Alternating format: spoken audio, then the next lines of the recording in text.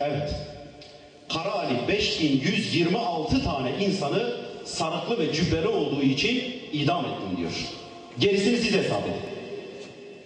Rize'den bir örnek veriyorum. Türkistan burası. Kendi öz halkına nasıl zulmetmiş devrin idaresi. 8 tane alim olmaz diyor. Bunu kabul edemeyiz.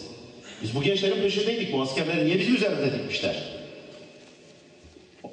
Jandarma karakoluna doğru gidiyor. 8 alim peşlerinden çok iyi görmüyor. Malatyalı Kürt beylerinden Hacı Kaya ve Mustafa Aya aynen şöyle bir mektup gönderiyor. Diyor ki, sizler gibi din ve namus sahibi büyükler oldukça Türk ve Kürdün yekdiğerinden ayrılmaz iki öz kardeş olarak yapmaya devam edeceği, yaşamaya devam edeceği ve makam-ı hilafet etrafında sarsılmaz bir vücut halinde iç ve dış düşmanlarımıza karşı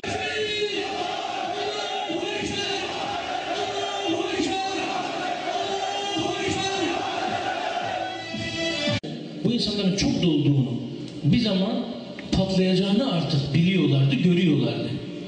Ancak o kadar sinmişlik vardı ki neredeyse bir beklentisizlik vardı. En azından Arap topraklarında bir ümitsizlik vardı arkadaşlar. Bakın Suriye'de Esed ismini bile kullanmak suç. Rüyasında devrim olduğunu